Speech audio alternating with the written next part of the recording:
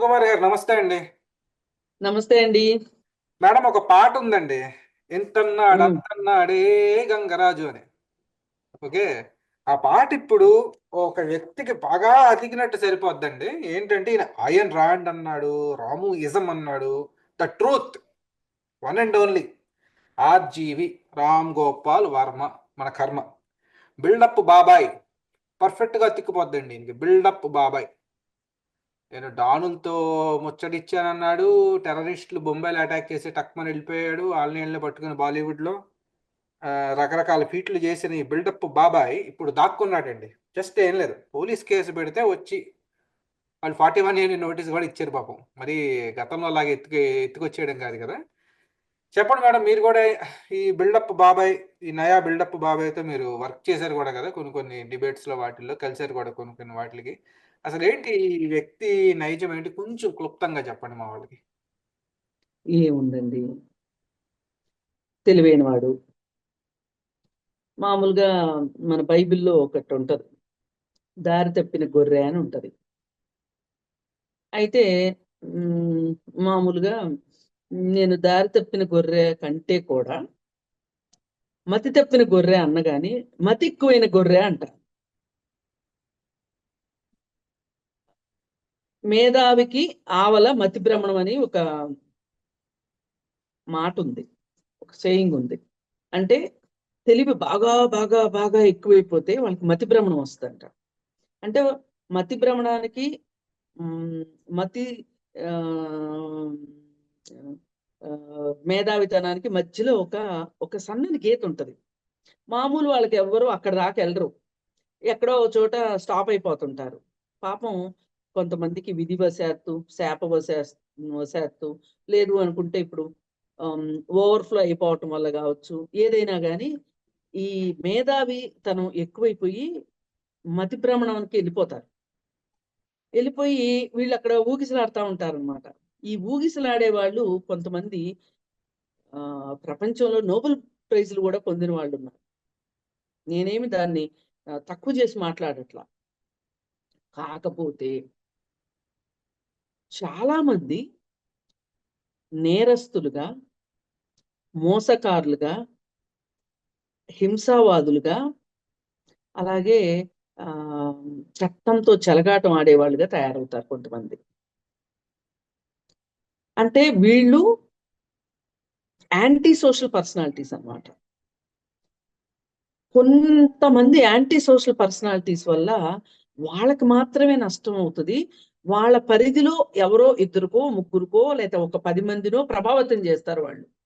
కానీ ఈ రామ్ గోపాల్ వర్మ లాంటి వాళ్ళు ఏ మీడియా రంగంలోనూ, ఏ కళారంగంలోనూ ఉన్నారనుకోండి, వీళ్ళు ఆక్టోపస్ లాగా శాఖోపశాఖలు విస్తరించి వీళ్ళు ఆ, మొత్తం అసలు ఆ ఎంతమంది ఆ వీళ్ళు ఇతని దృష్టిలో ఎంతమంది దృష్టికి ఇతను తాకగలడో వాళ్ళందరినీ ప్రభావితం చేయగలడు. అంటే ఇప్పుడు ఇతను సినిమా రంగంలో ఉన్నాడండి, అదే ఒక రైటర్ గా ఉన్నాడు అనుకోండి, అనుకుందాం. ఆ చదివిన వాళ్ళు ఇన్ఫ్లుయెన్స్ అయ్యే అవకాశం ఉంది. అదే ఒక ఆ, నాటకాలు వేసేవాడు అనుకోండి, నాటకాలు రాసేవాడు అనుకోండి, నాటకాలు రాసే వాళ్ళకి చూసే వాళ్ళని ప్రభావితం చేయగలడు. అదే సినిమా రంగానికి వచ్చేసరికి ఇవాళ సోషల్ మీడియాని తీసుకుంటే గనక ఈ సినిమాకి వెళ్ళరు వీళ్ళు, నాటకాలకు వెళ్ళరు వీళ్ళు అనుకుందాం, అయినా ప్రభావితం అవుతారు. ఎలా? ఈ సోషల్ మీడియా అనేది చాలా చాలా పవర్ఫుల్ మీడియం అన్నమాట, భావాలని ఎక్స్చేంజ్ చేసుకోవటానికి. ఈ ఎక్స్చేంజ్ చేసుకునేది మంచిదా చెడ్డదా, సంఘ వ్యతిరేకమా, చట్ట వ్యతిరేకమా, ప్రజాస్వామ్య వ్యతిరేకమా? కొంతమంది వాట్సాప్ యూనివర్సిటీని నడుపుతున్నారు. సరే, ఏది ఏమైనా కానండి, ఎవరు ఎన్ని నడిపినా ఎవరు ఏం చేసినా ఒక్కటే ఏంటి అంటే వీళ్ళు ఏ ముద్ర వేస్తున్నారు సమాజంలో అనేది మనకి చాలా ఇంపార్టెంట్. ఇప్పుడు రామ్ గోపాల్ వర్మ వేసిన ముద్రలు ఏంటి మన సమాజంలో అంటే, ఒక గాడ్ ఫాదర్, ఒక ఐరన్ ర్యాండ్,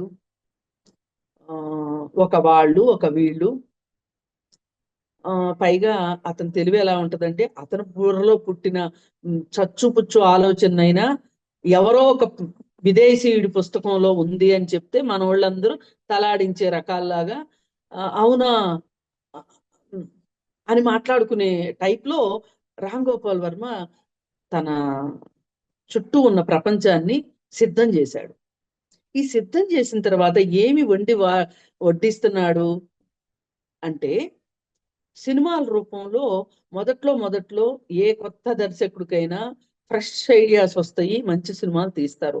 అందులో డౌట్ లేదు. అతని లాజిక్ కానీ, అతని పాటలు కానీ, మ్యూజిక్ కానీ, అతని సినిమా తీసిన సందర్భంలో డెడికేషన్ కావచ్చు, ఏదైనా కానీ చాలా బాగుందని చెప్పొచ్చు. ఏ మాట కామాట మనం ఒప్పుకోవాలి. కానీ చదువుకున్నాక కాకరకాయ కాస్త కీకరకాయ అయింది అన్నట్లు ఈయనకి బాగా అసలు తలకెక్కేసి పాత కక్షలు అవన్నీ గుర్తొచ్చాయి. విజయవాడ సిద్ధార్థ కాలేజీలో తనని కొట్టిన ఘటనల దగ్గర నుంచి, ఆ కొట్టిన వాళ్ళల్లో ఉన్న ఆ గ్యాంగ్ అందరినీ గుర్తు తెచ్చుకుని, వాళ్ళు ఏ సామాజిక వర్గము అని గుర్తు తెచ్చుకున్నాడు.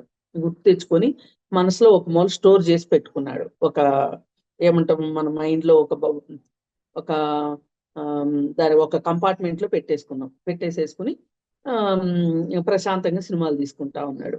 సినిమాలు తీసుకుంటున్న సందర్భంలో ఆయనకి ఆ సామాజిక వర్గాన్ని ఢీకొట్టగలిగే వాళ్ళు ఎవరైతే వాళ్ళ పక్కన చేరిపోయి వాళ్ళ తరఫున మాట్లాడతాడు. ఇది డే 1 నుంచి, ఇది నేను 2004వ సంవత్సరం నుంచి అతన్ని గమనిస్తే గనక, అంతకుముందు 96, 97, 95 ఆ ప్రాంతాల్లో అతను తీసిన సినిమాలు చాలా ఫ్రెష్గా ఉన్నాయి. ఇంకా ఆ తర్వాత వచ్చే సినిమాలన్నిటికీ, ఇంకా ఆ తర్వాత కొన్నాళ్ళు అసలు నాకు గోవిందా గోవిందా లాంటి చట్ట వ్యతిరేకంగా, అంటే పోలీసు వ్యవస్థను పరిహసించేటట్లు తీసిన సినిమా తర్వాత ఆ సినిమాకి సెన్సార్ లో నేను ఇంకా గొప్ప సీన్లు పెట్టాను, ఆ సీన్లు తీసేశారు అని చెప్పి కోపం వచ్చి తెలుగు ఇండస్ట్రీని వదిలేసి బాంబేకి వెళ్ళిపోయాడు. బాంబేకి వెళ్ళిపోయిన తర్వాత ఆయన ఏం చెప్తున్నాడు, ఎప్పుడైనా హైదరాబాద్ వచ్చి ప్రెస్ మీట్లు పెట్టి అసలు నేను దావుద్ ఇబ్రహీంతో పనిచేస్తున్నాను అన్నంత భ్రమ కలిగించాడు ఇక్కడ వాళ్ళకి. కలిగించి నేను ఆ గన్నులు చూశాను, ఈ గన్నులు చూశాను, అది చూశాను, ఇది చూశాను, ఇలా రకరకాల కథనాలు వినిపిస్తా ఉండేవాడు. అయితే ఈ ప్రాసెస్ లో బాంబేలో ఏం జరిగిందంటే, తాజ్ హోటల్లో కాల్పులు జరిగితే ఆ కాల్పుల్లో జరిగిన తర్వాత అప్పుడే కసబ్ కూడా చిక్కింది. ఆ సీఎం కొడుకుతోటి తను ఒక సినిమా తీసున్నాడు. ఆ పరిచయాన్ని అడ్డం పెట్టుకుని మీ అబ్బాయిని పెట్టి నేను ఈ తాజ్ హోటల్ కాల్పులకు సంబంధించింది నేను సినిమా తీస్తాను అని చెప్పి తాజ్ హోటల్ సందర్శనకు వెళ్ళాడు. వెళితే అప్పుడు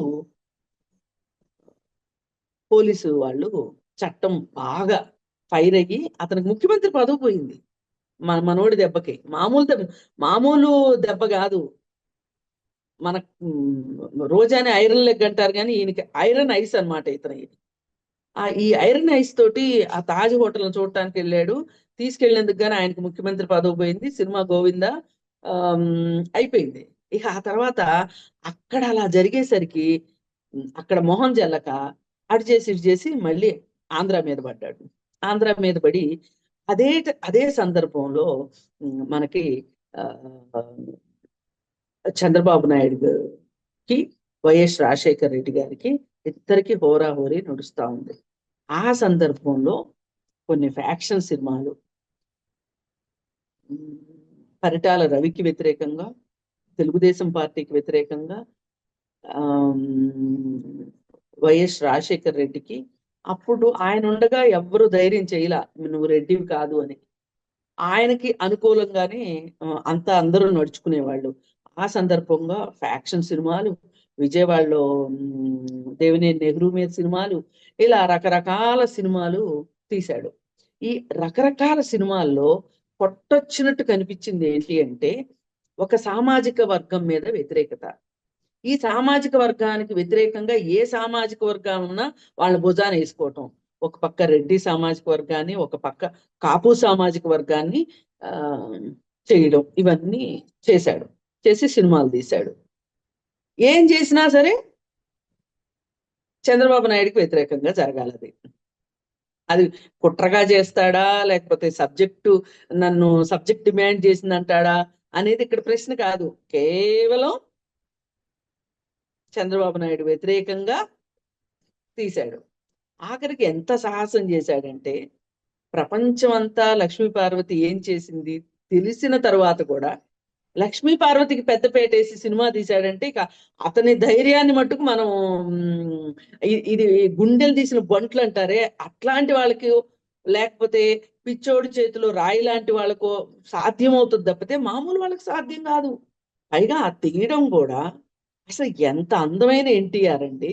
ఎన్టీఆర్ పెట్టడానికి నీకు మనిషి దొరకలేదా? ఒక చెక్క మహోడిని తీసుకొని వచ్చి పెట్టి అతను ఎన్టీఆరా? ఇంతకంటే దారుణము దరిద్రము ఇంకొకటి లేదు. సరే, ఇవన్నీ చేసేసాడు కదా. చేసేసి ఇక అసలు విషయం వచ్చేసరికి వైఎస్ రాజశేఖర రెడ్డి గారు చనిపోవడము, మహారాజశ్రీ జగన్మోహన్ రెడ్డి గారు రాజకీయాల్లోకి రావటం, అప్పటి నుంచి ఇంకా కాంగ్రెస్ మీద వ్యతిరేకత, తెలుగుదేశం పార్టీ మీద వ్యతిరేకత, జగన్మోహన్ రెడ్డిని ఉయ్యాల్లో వేసి ఓపటం దగ్గర నుంచి మొదలెట్టాడు. అంటే ఆ పార్టీ పుట్టుక దగ్గర నుంచి అతను వెనకనే ఉన్నాడు. ఇతను ఒక అదృశ్య శక్తిలాగా పనిచేశాడు జగన్మోహన్ రెడ్డికి. ఉయ్యాల్లో వేసి జోలపాటలు పాడిన దగ్గర నుంచి, అన్నప్రాసం చేయటం దగ్గర నుంచి, స్కూలుకు పంపించడం దగ్గర నుంచి అన్ని వరుసగా ఈయన చేతుల మీదుగానే జరిగినాయి. ఈ ప్రాసెస్ లో అతను చేసిన తప్పులు కానీ, అతను మోసం చేసిన క్విడ్ ప్రోకో కానీ ఏమి రామ్ గోపాల్ వర్మ దృష్టికి రాల. ఎందుకు రావు అంటే అతని మనస్తత్వమే అది. ఇలా చేసిన వాళ్ళు అతనికి హీరోలు. మీరు కిడ్నాపర్స్ ని లవ్ చేసే అమ్మాయిలు ఉంటారు, అది ఒక సినిమా కూడా వచ్చింది దాని మీద. అలాంటి మనస్తత్వం అనమాట. అయితే ఇక్కడ ఏం చేయటం మొదలెట్టాడు, సినిమాలు తీశాడు, అవి పెద్దగా ఉపయోగపడలేదు. ఇంకా అందుకని ఏం చేయటం మొదలెట్టాడు, సోషల్ మీడియాని ఎంచుకున్నాడు. సోషల్ మీడియాని ఎంచుకుని ఒక సర్కాస్టిక్ గా వెళ్ళాలి అనేది ఒకటి నేర్చుకుని, మార్ఫింగ్లు, కట్టింగ్లు, కట్ అండ్ పేస్ట్లు, తనకు తెలిసిన అవహేళనలు, ఇలాంటివన్నీ, ఈ పదాలన్నీ చేర్చి కూర్చి వాళ్ళ మీద దాడి చేయడం మొదలెట్టాడు సోషల్ మీడియా సాక్షిగా. దాన్ని ఆధారంగా చేసుకొని చేస్తా ఉంటే అసలు ఎంత పవన్ కళ్యాణ్ కావచ్చు, లోకేష్ ని కావచ్చు, చంద్రబాబు నాయుడు గారిని కావచ్చు, ఎంతలా అవహేళన చేశాడు ఇతను. ఇప్పుడు రాజకీయాన్ని రాజకీయంగా మాట్లాడటం, విమర్శని విమర్శగా చేయడం తప్పులేదు. అంటే కార్టూన్లు వేయొద్దా అని కాదు నా ఉద్దేశం, కార్టూన్స్ కూడా వెయ్యాలి, వాటికి కూడా ఒక అర్థము పరమార్థం ఉంటది. ఈ రోజుకి ఆర్కే లక్ష్మణ్ గురించి ఎందుకు మాట్లాడుకుంటారు?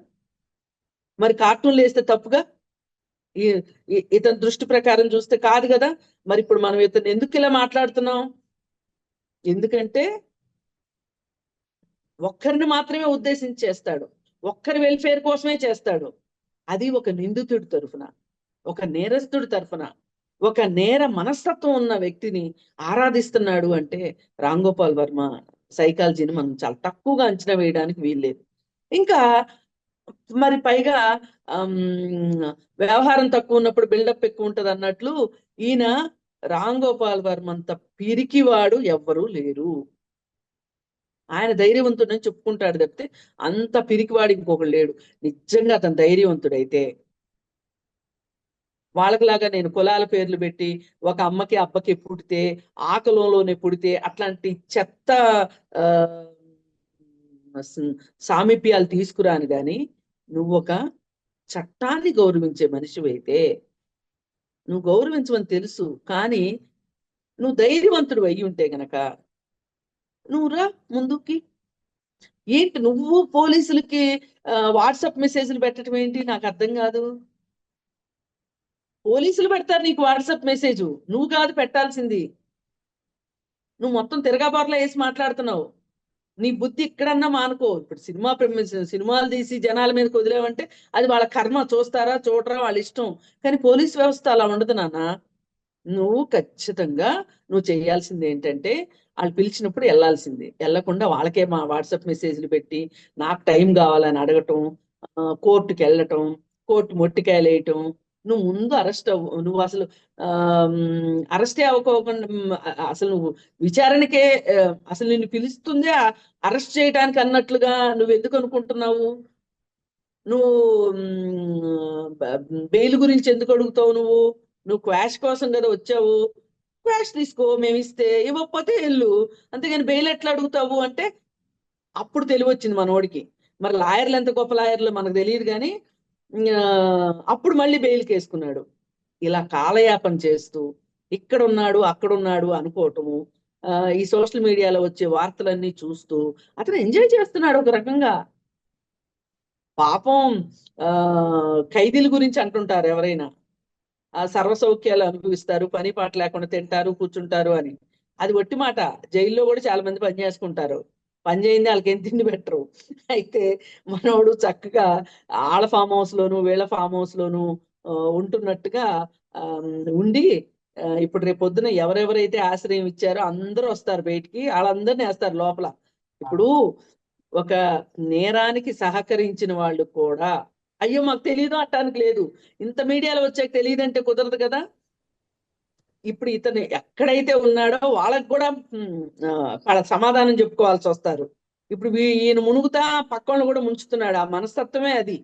అందుకని ఏ రకంగా చూసినా నాకు అన్నిటికన్నా బాధాకరమైన విషయం ఏమనిపించిందంటేనండి, లోకేష్ ను పప్పు అన్నారా, ఇంకోటి అన్నారా, లేకపోతే జైలు ముందుకెళ్ళి సెల్ఫీ తీసుకున్నాడా, నేను ఒట్టి సెల్ఫీయేగా తీసుకున్నది అన్నాడా, ఇవన్నిటికన్నానండి నాకు బాగా బాధ అనిపించింది ఏంటంటే, తెలుగుదేశం పార్టీలో ఉన్న మహిళలు వాళ్ళని వైసీపీ సోషల్ మీడియా చాలా దారుణంగా, చాలా దరిద్రంగా వాళ్ళని వైసీపీ సోషల్ మీడియా వాళ్ళు చాలా దారుణమైన కామెంట్స్ చేస్తూ వాళ్ళని నగ్నంగా చిత్రీకరిస్తూ కట్ అండ్ పేస్ట్ చేస్తూ అలాగే మార్ఫింగ్ చేసి వాళ్ళ ఫోటోలు సోషల్ మీడియాలో వచ్చేటట్లుగా చేయడం, కామెంట్లు పెట్టడం చేస్తుంటే ఇంకా వాళ్ళు విసిగిపోయి డీజీపీ దగ్గరికి వెళ్ళి కంప్లైంట్ ఇవ్వడానికి వెళ్ళారు. ఆ వెళ్ళి వాళ్ళు బయటకు వస్తున్నారో లేదో అసలు ఇంకా ప్రపంచానికి తెలిసే ఉద్దేశమే లేదు, అవకాశం లేదు, ఉద్దేశం కాదు, అవకాశమే లేని పరిస్థితుల్లో రామ్ గోపాల్ వర్మకి అదేదో తెలిసినట్లుగా వెంటనే ఆ నలుగురిని కామెంట్ చేస్తూ మళ్ళీ ఇంకొక సోషల్ మీడియాలో వార్త పెట్టాడు. అంటే దీన్ని బట్టి మనకు అర్థమైంది ఏంటంటే విత్ ఇన్ సెకండ్స్ ఇలా జరుగుతుంది అంటే అసలు రామ్ గోపాల్ వర్మ ట్విట్టర్ అకౌంట్ అసలు రామ్ గోపాల్ వర్మే హ్యాండిల్ చేస్తున్నాడా లేదా? వేరే వాళ్ళు చేస్తుంటేనే ఇట్లాంటి అవకాశం ఉంటుంది. ఎందుకంటే అతనేమీ విజయవాడలో ఉండడు కదా, అప్పటికప్పుడు చేయడానికి అవ్వదు కదా. వీళ్ళు వెళ్తారు, అపాయింట్మెంట్ తీసుకుంటేనే వెళ్ళగలరు వీళ్ళు. ఈ అపాయింట్మెంట్ తీసుకున్న విషయం ఎవరికి తెలుస్తుంది? వైసీపీ వాళ్ళకి తెలుస్తుంది. వైసీపీ సోషల్ మీడియా వాళ్ళకి ఇన్ఫార్మ్ చేస్తారు. సోషల్ మీడియా వాళ్ళు క్రియేట్ చేసి ఇమ్మీడియట్ గా పెడతారు. అసలు ఈ విషయం నన్ను మరీ బాధించిందండి. అందుకని ఏంటంటే ఇతనికి ఉచ్చం నీచం లేదు. ఒక పక్క అభ్యంతరకరంగా మహిళలతోటి ప్రవర్తించటం అంటే కొన్ని నేను నా నోటితో నేను చెప్పలేను. ఆల్మోస్ట్ అడల్ట్ కంటెంట్ తో ఉన్న వీడియోస్ ని సోషల్ మీడియాలో వదులుతాడండి. అలాంటివి చేసే హక్కు రామ్ గోపాల్ వరకు ఉందా లేదా అని నేను జడ్జ్ చేయను. కానీ ఖచ్చితంగా ఇలాంటివి 4 గోడల మధ్య జరగాలి కానీ బాహ్య ప్రపంచంలోకి పైగా సోషల్ మీడియాలోకి పంపటం అనేది నీ మనసు ఎంత కుళ్ళిపోయిందో, పుచ్చిపోయి పురుగులు పట్టిపోయిందో, నువ్వు లేని గొప్పతనాల్ని డంబాచారాల్ని చూపించుకోవటానికే నువ్వు సోషల్ మీడియాలో పెడుతున్నావు అనుకోవాలి.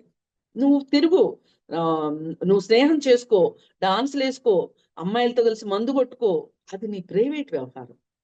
దీన్ని నువ్వు సోషల్ మీడియాలో పెట్టడం అనేది నేరము. అందుకని ఏంటంటే ఈ విషయంలో ఇవన్నీ ఎవరు చేస్తారు ఇట్లాంటి విషయాలన్నీ? నన్ను ఎవరేమనుకున్నా పర్వాలా, నన్ను ఏం చేసినా పర్వాలా, నన్ను చట్టం ఏ విధంగా శిక్షించినా పర్వాలా, అసలు చట్టం శిక్షించదు, నేను దొరికితే కదా, ఇలాంటి రకరకాల భావనలతోటి అతను అతని మైండ్లో అతను ఎండార్ఫిన్స్ రిలీజ్ చేసుకుంటూ ఇట్లాంటి వెధవ పనులన్నీ చేస్తూ ఇప్పుడు కూడా అతను చాలా తృప్తిని పొందుతా ఉన్నాడు. నాకు అర్థమైంది ఏంటంటే, లేకపోతే ఎవరు ఇలా చెయ్యరు. 41 ఇదే కదండి. అసలు ఈ సినిమాల్లో హీరోలు ఎట్లా చేస్తారు?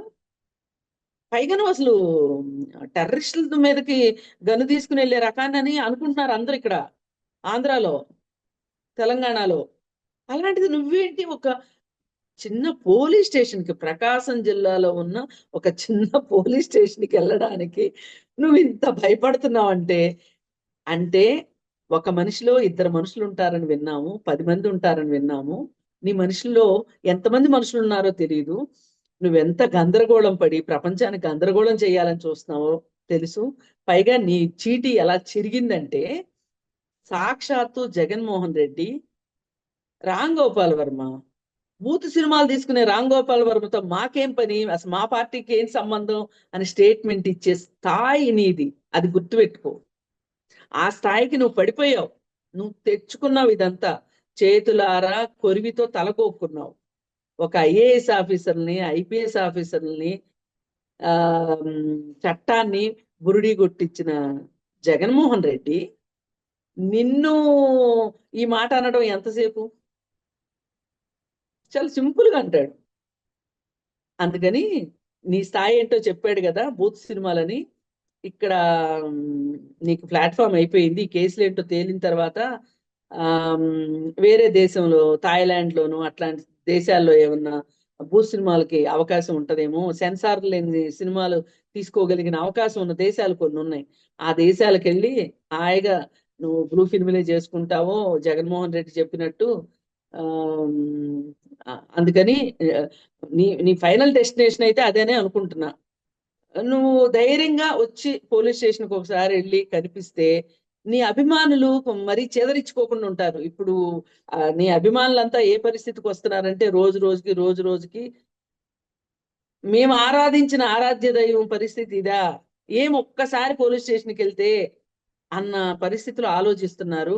నువ్వు ఇంకా ఇంకా ఇంకా ఇంకా ధైర్యం లేని వాడిగా, పిరికివాడిగా ముద్రపడే కన్నా వెళ్ళి ఒక్కసారి వాళ్ళ ఆతిథ్యం సేకరించి, వాళ్ళు మరి రఘురామకృష్ణంరాజుని చేసినట్లు చట్ట వ్యతిరేకంగా చేస్తుంది గవర్నమెంట్ అంటే, తీర్థము, ప్రసాదము, నైవేద్యము ఇవన్నీ పెడతారని నేనైతే అనుకోను.